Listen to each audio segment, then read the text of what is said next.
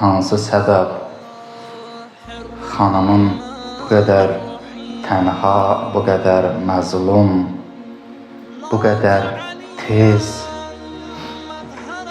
dünyadan acılı şəkildə, müsibətli şəkildə köçməsinə səbəb olub. Biz bilirik ki, din adətən nəfslə mübarizədə insanın eyiblərindən söz açır. Eyibləri aşkara çıxarır din. İnsan daxilində, insan xarakterində olan eyiblərdən söz açır.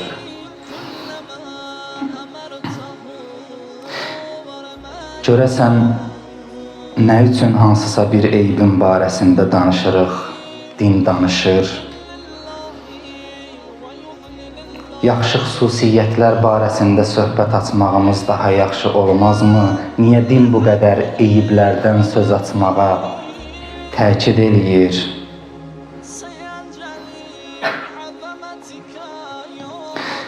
İnsanın varlığındakı çatışmazlıqlardan, o çatışmazlıqların ortadan qaldırılmasından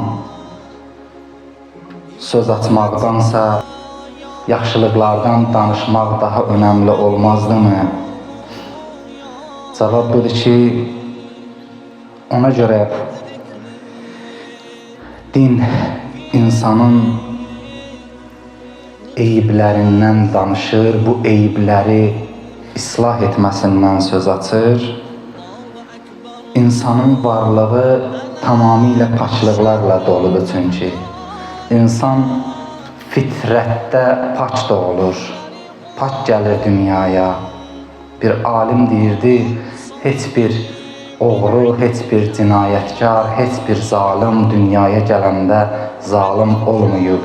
Nə də deməyiblər, zalim filan kəs doğuldu o dünyaya gələndə.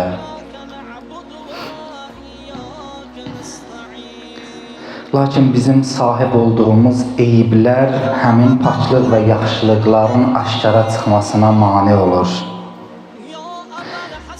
Alaq misalı.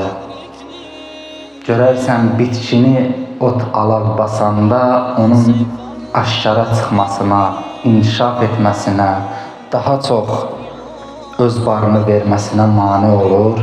Elə ki, o bitkini alaqlardan təmizləyirsən, bu eyiblər aradan qalxandan sonra o bitkilər öz barını artırır. İnsan xisləti də bu cürdür. Fitrətən, təbiətən Allah insanı gözəl biçimdə yaradıb, Quran buyurur.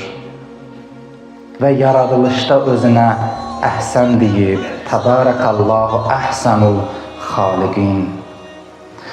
Amma bəzən insan batinin, insan daxilin həmin ot alaq misalı eyiblər, nöqsanlar bürüyür və Allahın insan daxilində qoyduğu o üstün bəhrələri, üstün keyfiyyətləri, üstün potensial və istedadları aşkara çıxarmasına mane olur.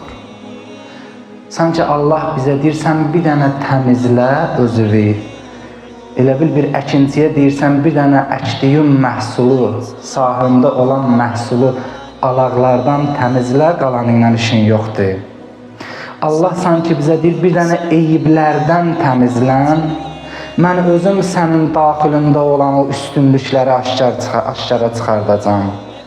Görəcəksən, sən nə qədər sədaqətli imişsən, sən nə qədər yaxşı insan imişsən, sən nə qədər doğru danışan imişsən, sən nə qədər həyalı imişsən, nə qədər qeyrətli imişsən, nə qədər imanlı imişsən. Sənə mane olan həmin eyib və nöqsanlardır. O da Həzrət Əli əleyhissalam buyurur, eyiblərdən uzaqlaşmaq, yaxşı xüsusiyyətləri əldə etməkdən daha önəmlidir. Biz daha çox yaxşı xüsusiyyət əldə eləyək. Yox, əvvəl eyiblərdən uzaqlaş. Eyiblər sənlə gəldikcə o yaxşı xüsusiyyətlərin də mənası olmayacaq. Dəyəri olmayacaq. Bəzən gənclər daha üstün paçlıqlardan söz açmağa, bunu mövzu eləməyə, bunu birinci dərəcəli mövzu eləməyə üstünlük verir. Eyib və nöqsanlardan danışmağı bir qədər pis hesab eləyir. Deyir, bundansa gəl irfanın o güllü çiçəkli bağçasından danışaq. Orada nəfəs alaq. Amma unutmayaq ki, hər nə qədər insan o mərifət dərəcələrindən bəhs açsa, onu özündə cəmliyə, qarşımızda bizim bir nümunə var. O nümunə iblisdir. İblis bizim üçün bu mövzuda ən başlıca nümunədir. Nə qədər gözəlliklərlə bürünürsən, bürün, o daxili rəzillikləri, eyib və nöqsanları paçlamasan, mələklərlə bir cərgədə də dayansan belə, yenə həlak olacaqsan.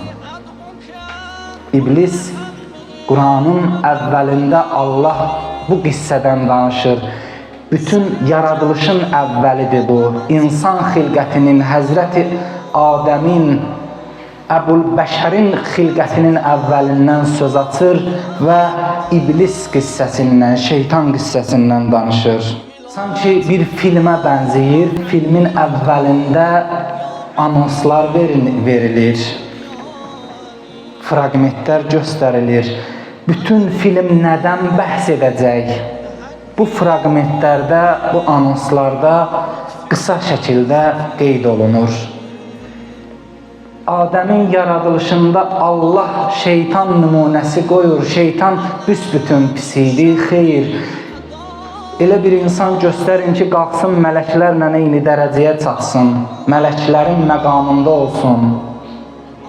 Onlarla bir cərgədə dayansın, səhvlərdə dayansın, ibadət eləsin. İblis bu həddə qalxmışdı. Amma elə bir xüsusiyyət var idi onun daxilində. O gözəllikləri, irfani gül çiçəyi toplasa da, o eyibin nöqsanı təmizləməmişdi. O otu, alağı təmizləməmişdi. Ona görədir, nə qədər qalxsa da, qalxmağı bir o qədər də həlak edici oldu onun üçün.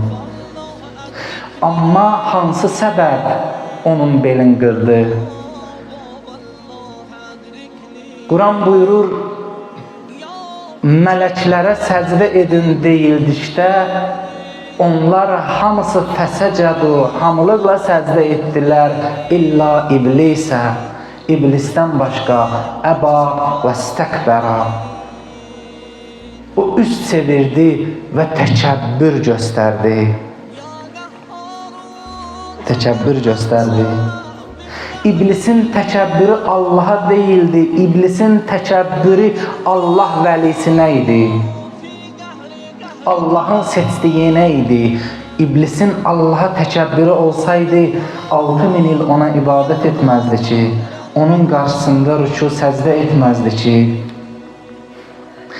Ən böyük nümunədir. Xilqətin əvvəlində Allah bizlərə bir fraqment təqdim edir Quranda.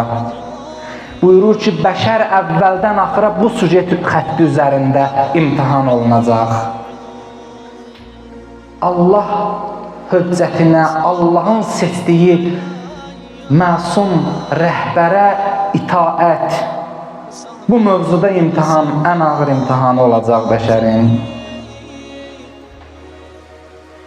Dedi ki, xanım Fatimə bu xislətin qurbanı oldu. Ona qarşı çıxanlar, ona zülm edənlər bu xislətin əhli idilər. Təkəbbürdən Allah vəlisin qəbul etməmək xanım Fatimənin məzlumiyyətinə, tənhalığına, müsibətinə və cavan yaşında şəhadətinə səbəb oldu.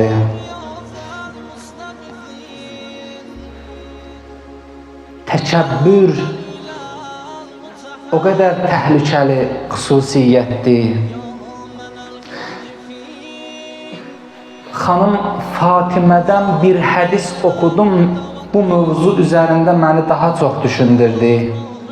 Namazın vacib edilməsindən danışır, buyurur: "Cealallahu-s-salate tenzihen lakum anil kibr."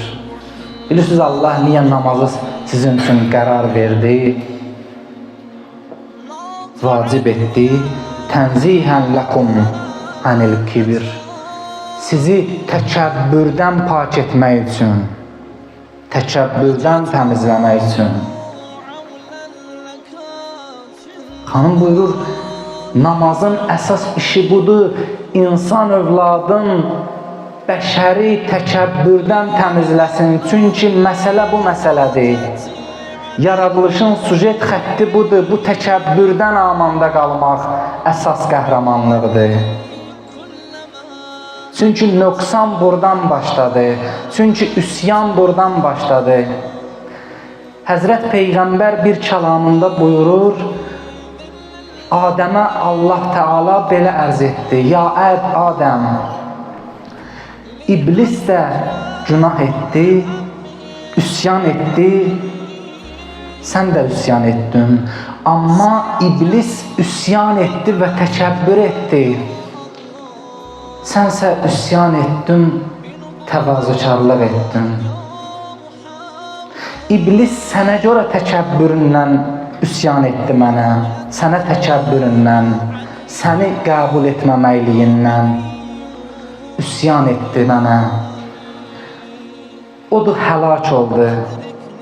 Sən də qadağan olunmuş ağaca yaxınlaşdın, üsyan etdin. Amma Məhəmmədə və əhl-i beytinə təvazökarlıqdan nicat tapdın. Onların vilayətin qəbul etdiyinə görə səadətə çatdın, qurtuluşa çatdın. Yaradılışın sujet xətti budur. Əsas qayəsi budur. Namazı Allah buna görə qərar verib, xanım buyurur. Tənzihən ləkum anil kibir. Sizi münəzzəh eləsin, pak eləsin təkəbbürdən. Təmizləsin sizdə olan aşkar və gizli təkəbbürü. Təkəbbür bir xüsusiyyətdir ki, digər xüsusiyyətlərlə fərqlənir. Xüsusi səciyyələri var. Məsələn, həsəd insanlarla münasibət zamanı ortaya çıxır. Quran buyurur, Allaha sığın və min şərri hasidin izə həsəd. Həsədi tutanda, paxıllığı tutanda həsud adamın, həsəd eləyənin şərrindən sığın. İnsanlarla ünsiyyətdə bu bəzən aşkara çıxır, adətən aşkara çıxır. Amma təkəbbür təkcə insanlarla ünsiyyətdə aşkara çıxmır.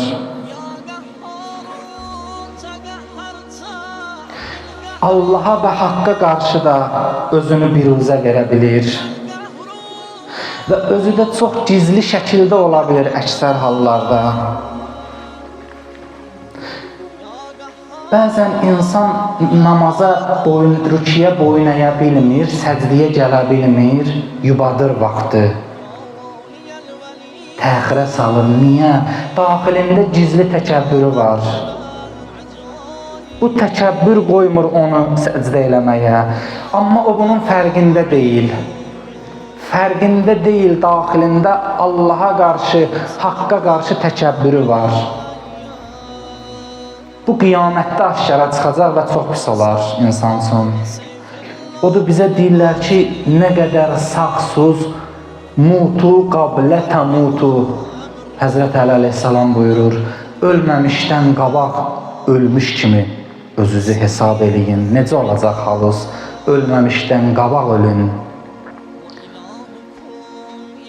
Hesaba çəkin, öləndən sonra necə olardınız?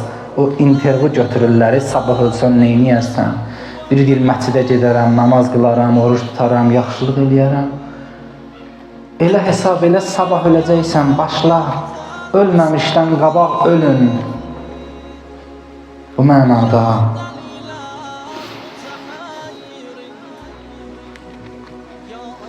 Təkəbbürdür insanı Allah qarşısında alçaqların alçağı eləyir.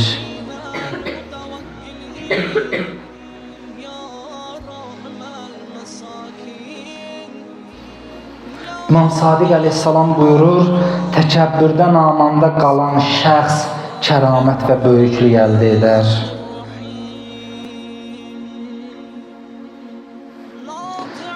Təkəbbürün əsas vurduğu zərbə vilayət məsələsidir. Allah vəlisinin vilayəti, insanın ən çox qəbul edə bilmədiyi məsələ budur. Özündən üstün olan kəramət sahiblərin qəbul etmək. Çox gizli sifətdir, gizli xüsusiyyətdir. İnsan onu asanlıqla etiraf etmir. Buna görə təhlükəlidir. Ümumiyyətlə, insan daxilində olan, bu Həzrət Əli əleyhissalamın kəlamıdır. Buyurur, insan daxilində nə qədər eyiblər var ki, onlar heç də hamısı asanlıqla üzə çıxmır. Bunlardan biri də və böyüyü də təkəbbürdür. Təkəbbür iki cür olur. Biri özünü böyük etmək, ikincisi də özünü böyük görmək.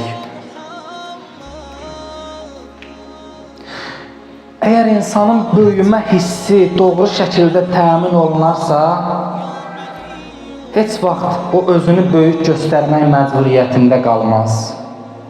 Nədən doğur təkəbbür? Böyümə hissi insanda doğru şəkildə təmin olunmur, doğru şəkildə inkişaf eləmir. Bir səbəb budur, ona görədir, böyüməyib ruhən, amma özün böyük göstərməyə çalışır. Əslində isə böyüməyib ruhən. Düzgün həyat tərzi seçməyib, düzgün fikirlə, düzgün əqidə ilə yaşamayıb və gəlir çatır bir yaşa, böyüməli idi, böyüməyib, məcbur təkəbbür göstərir. Daxili izzət və kəramətin yerin zahiri kibir tutur, təkəbbür tutur. Səbəblərdən biri budur. Biri də böyümək meylinin yanlış məcraya yönəlməsi, sapması. Məsələn, bəziləri elə düşünür ki, dünya zinətləri ilə başqaları ilə yarışarsa və ya cəmiyyət içində daha böyük nüfuza malik olarsa, böyümək hissinə cavab vermiş olarlar. Çox tanışım olsun, onun yanında nüfuzun, bunun yanında nüfuzun. Buna hədəflənir, buna fokuslanır. Düşünür ki, bu böyümə hissimi təmin eləyər. İnsanda daxili istəyir, insan böyümə istəyir. Bu uşaqlıqdan bizim fitrətimizdədir. Baxın uşaqlara, tez böyümə istəyirlər. Böyüklər o hissi düzgün yönəltsələr, o böyümə hissi uşaqda düzgün inkişaf eləyər. Düzgün tərbiyə ilə, düzgün əqidə ilə formalaşsa uşağın düşüncəsi, o böyümə hissi də düzgün inkişaf eləyər.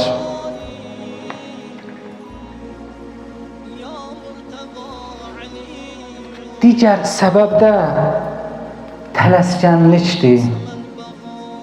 Məsəl var, bağban həmişə tələsir də, hələ meyvə yetişməyib istəyir, dərsin, dadına baxsın, dərir, baxır, zay edir sadəcə o meyvəni. Bəzən insan bir məsələdə, bir sahədə yetişməyib, böyüməyib hələ, tələsir özünü böyük göstərməyə. Hər sahə belədir. Və bu da təkəbbür hissinin böyüməsinə səbəb olur. Bacarmır, amma lovğalanır. Və ən başlıca səbəb bilirsiniz nədir? İnsanın böyüməsində Allahın rolunun görməzlikdən gəlməsi insanın. Allahın rolunu görməzlikdən gəlmək. İnsan anlaya ki, mənim şəxsiyyət və məqamımın böyüməyində Allahın rolu bilavasitədir. Quran buyurur, hər kəs izzət istəsə, bilsin izzət, qüdrət o ilahi böyüklük, əzəmət Allaha məxsusdur. Əl-izzətu lillah və lirrasul və lilmüminin. İzzət Allahdandır, onu özündə, peyğəmbərində və möminlərdə qoyar. Bu yoldadır izzət. Böyüklük Allahdan olmalıdır. Təkəbbür də böyümək, böyüklük deməkdir. Amma bu olmadığın şəkildə özünü göstərməkdir. Halbuki sən o deyilsən.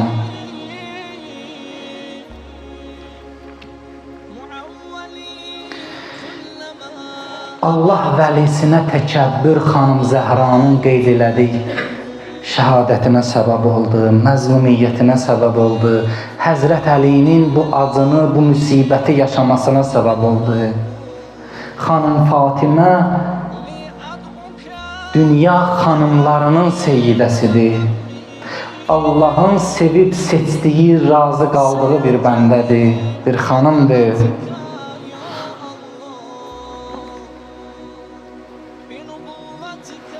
Allah vəlisinə qarşı necə təkəbbür göstərmək olar? Bu deməkdir ki, bir şəxs Allah vəlisinə verilmiş əzəməti görür, amma kinə görə ona dözə bilmir və ya onun qarşısında təvazökarlıq edə bilmir.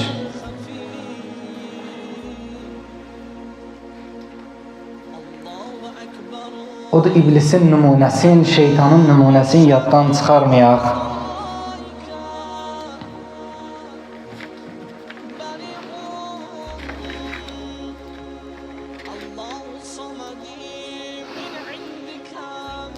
İlk hücum baş verir Peyğəmbərdən sonra. Tarix belə bəyan eləyir. İslamın ən qara tarixidir. Peyğəmbər şəhadətə çatır, dünyadan köçür. Bir evə hücum olunur, evə və əhlinə. Maraqlıdır ki, o ev və onun əhli Qur'anda yutəhhirakum təthira ya əhləl beyt deyə xitab olunur. Ey ev əhli, Allah sizi hər cür eyb və nöqsandan paçlaşdırdı deyə xitab olunur. İlk hücum həmin evə olunur. Xanım Fatimə buyurur, evə hücum olunanda o filan kəsin nökəri, qulamı qapıya təpiklə zərbə vurdu. Mən qapının arxasında bir əlimi tutmuşdum, and verirdim ki, çıxın gedin buradan. Allah Peyğəmbərinin ailəsinin əzəmətini sındırmayın. Nə üçün idi bu hücumlar? Nəyə görə idi bunlar? Ona görə idi ki, Allaha və Peyğəmbərinə qarşı təkəbbür etməyə gücü çatmayanlar bu təkəbbürlərin Allah vəlisinə qarşı yönəltdilər. Əvvəldə çalışdılar Allaha qarşı, Peyğəmbərə qarşı da təkəbbürlük etsinlər. Amma gücləri çatmadı və bu təkəbbürlərin Allah vəlisinə qarşı yönəltdilər. O da Allahdan və Peyğəmbərindən qisas alırmışcasına davrandılar Peyğəmbər qızı ilə. Nə qədər ağır, nə qədər məzlumanə səhnədir xanım Fatimənin yaşadığı müsibətlər.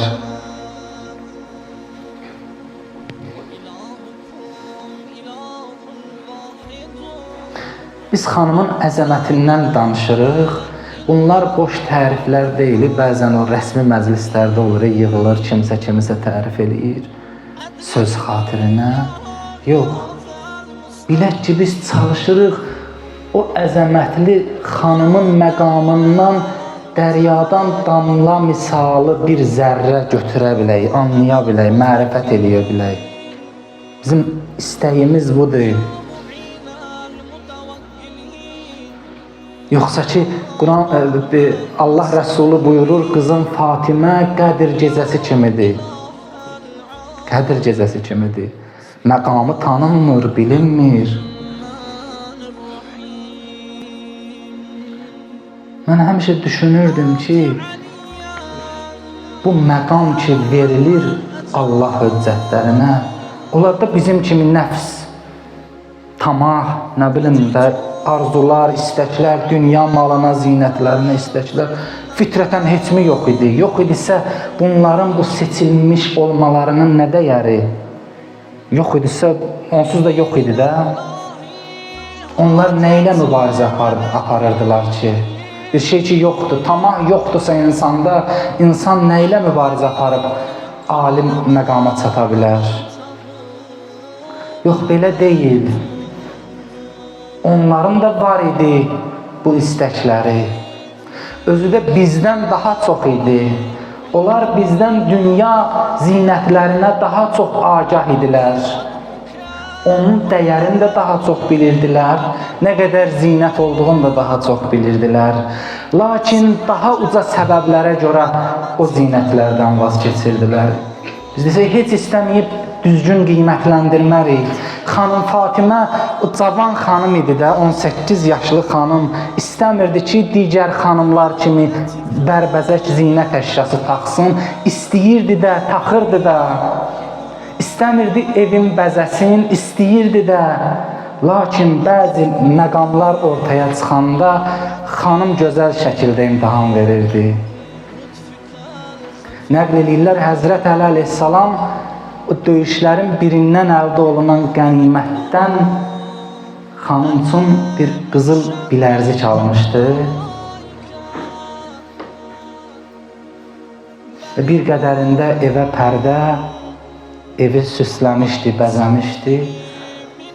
Peyğəmbər əleyhissalam səfərdən qayıdır. Həzrət Peyğəmbərin adəti idi. Səfərə gedəndə sonuncu ziyarət etdiyi xanım Fatimə idi və səfərdən qayıdarkən də ilk ziyarət etdiyi xanım Fatimə idi. Və ilk ziyarəti xanım Fatimənin evinə olur. Daxil olur evə, görür o süstü, o bəzəyi, xanımın qolundakı bilərziyi. Deyir, qızım, sən bilirsən mənim qızımsan və mən istəmərəm mənim qızımın cəhənnəmdə oddan boyunbağısı olar. Peyğəmbər əleyhissalam bu kiçik bir işarəni verir xanıma, tərk eləyir, gedir. Xanım anlayır Allah Rəsulunun bu işdən məyus olmağını, pərdələri də açır, qolundakı bilərziyi də çıxarır, göndərir övladları Həsən Hüseyin əleyhissalamdan, aparın bunu Allah Rəsuluna, özü məsləhət bildiyi şəkildə Allah yolunda xərcləsin, sərf eləsin. Belə deyildi, istəmirdi, belə deyildi, marağı yox idi. Yox, var idi, lakin nəfsi ən gözəl şəkildə islah etməyi bacarırdı. Nümunə bu cür olar. Onda nəfs yoxdur, məndə varsa o mənə necə nümunə ola bilərdi? Mən islah etmə nümunəsini necə götürə bilərdim? Nəfsimi necə islah edim? Bu nümunəni necə götürə bilərdim? Seçim eləyir. Allah və onun Rəsulunun razılığını seçir. Buyurur, mən sizin dünyozdan 3 şeyi sevirəm. Maraqlıdır. Biz bu dünyadan nəyi sevirik? Çox şeylər sevirik, çox şeyləri xoşlayırıq.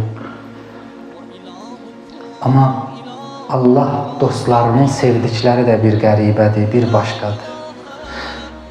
Buyurur, sizin dünyozdan 3 şeyi sevirəm. Biri Allahın kitabın tilavəti kitabillah, Allahın kitabın tilavət eləmək, Quran oxumaq. Biri Peyğəmbərin üzünə baxmaq, çox sevirəm. Allah Rəsulunun üzünə baxmağı, üzünə tamaşa eləməyi. Biri də Allah yolunda infaq eləməyi. Buyurur, mən çox sevirəm sizin dünyozdan bunları. Budur, imtihandan keçmiş xanım.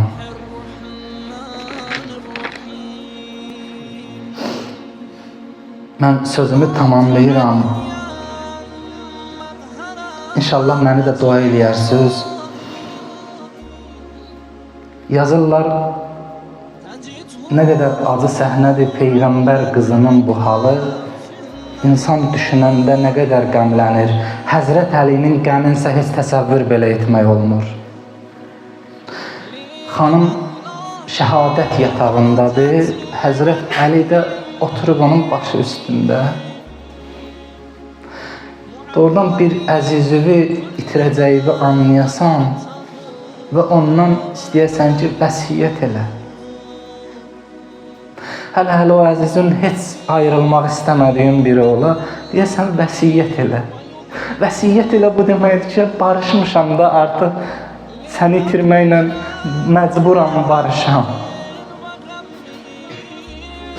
Vəsiyyət elə xanım.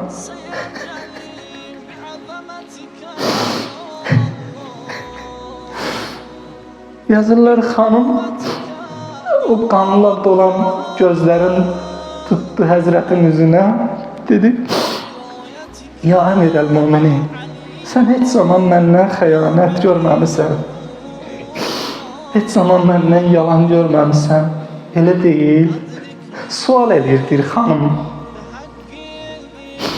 Bugünə dək səninlə fikir ayrılığına düşməmişəm. Sən nəyi necə fikirləşmisənsə, mən də səndən bahəm olmuşam. De görüm məndən razısan, ya narazısan Allah.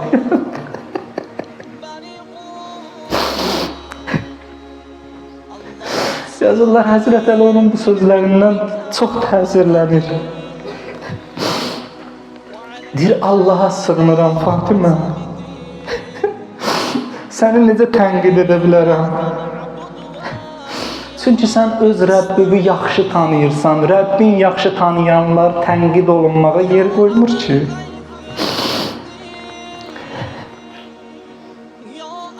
Salih əməl və təqva sahibisən, səni necə tənqid edim? Fatimə, amma bil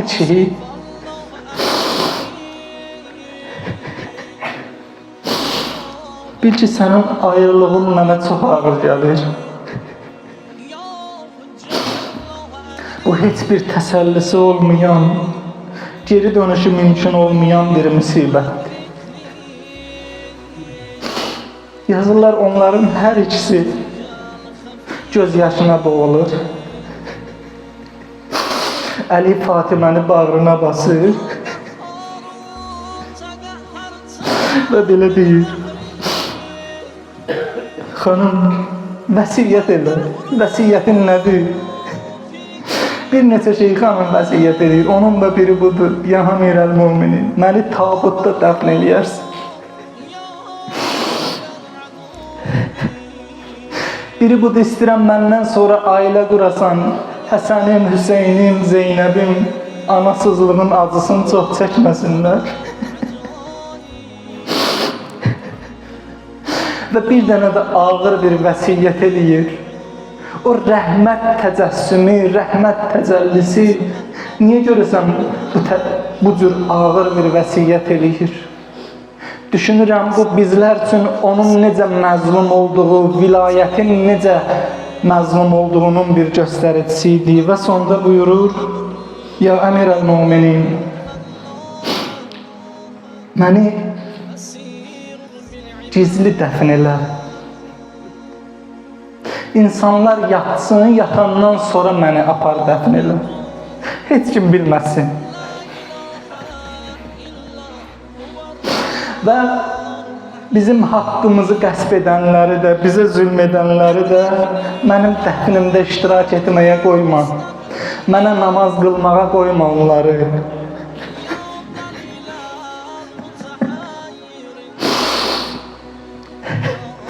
Fatimə, niyə belə edirsən, niyə belə istəyirsən? Çünki artıq çarəsi qalmamışdı xanımın. O qədər mübarizə apardı, yoruldu, bacara bilmədi o təkəbbürlü ümmətlə. o təkəbbür əhlinin qurbanı oldu və bir mesaj verdi ki, bilin, anlayın, Peyğəmbər qızının məzlumanə şəhadəti və məzlumanə dəfni, gecə yarısı dəfni nələrinsə baş verdiyindən xəbər verir. Ey agah insanlar, ey ağıl sahibləri, siz düşünün və nəticəyə gəlin. Məzlum Zəhra, məzlum Zəhra, sallallahu aleyki ya Fatimə, sallallahu aleyki ya Fatimətə Zəhra, sallallahu aleyki ya Fatimətə Zəhra, alə lənətullah aləl qavmiz zalimin.